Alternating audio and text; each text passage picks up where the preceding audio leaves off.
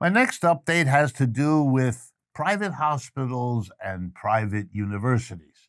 In this country, they are very often examples of, again, financial misdeeds disguised as lofty pursuits. Let me begin with the hospitals. They were getting the people who run them, the CEOs of hospitals, many millions of dollars throughout the pandemic. Yeah, we heard a lot about we're all in it together, but it turns out we weren't.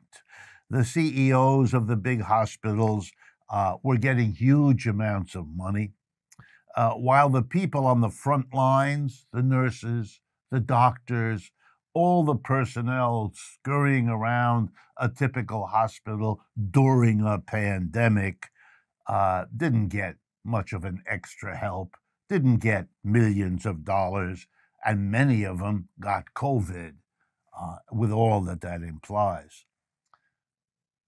People thinking about these institutions should also be aware of what it means when they are labeled quote unquote nonprofit. Nonprofit hospitals, nonprofit universities. So I want to tell you what that means. And my example, since I've mentioned hospitals, will be now a university. And in particular, Yale University, which I have studied over the years because I have my doctorate in economics from Yale University.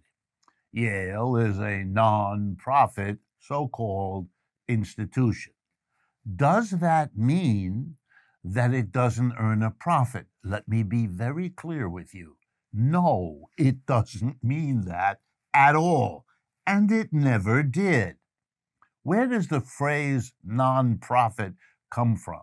Well, it has an origin. And the origin is in another phrase, which is much more accurate, which is why they dropped it. What it means is it's not taxed.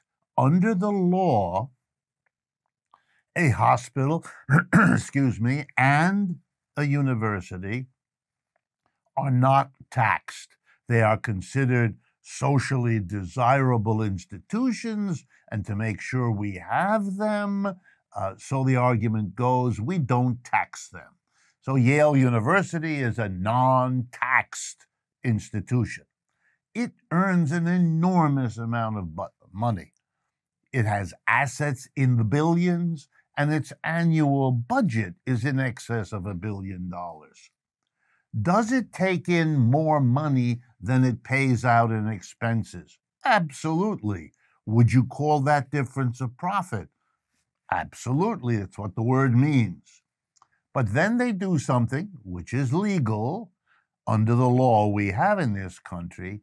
They take the difference between the income they get and the expenses they have, the electricity in the classroom, the professor's salary, and all the rest of it. They take the profit and they add it to their endowment. You know what that means? It's like you have a profit and you add it to your savings account.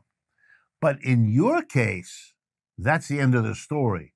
Not for the hospitals and universities. Under the accounting rules in the United States, when Yale takes its profit and adds it to its storehouse of value, its endowment funds in banks and so on, that is considered providing for its future and is therefore a cost also.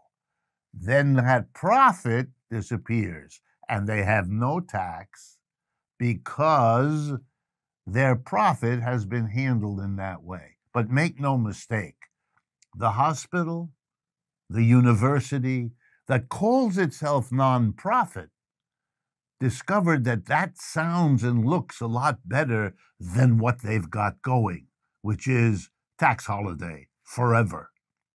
Universities use their used to be total relief of taxes. Now, recently, they have a very, very tiny amount to pay, much, much smaller percentage than you and I pay on our income. And if we take some of our net income and add it to our savings account, we can't count that a cost the way the universities can. It's just a sign, again, that as more and more politicians are recognizing, the system is rigged.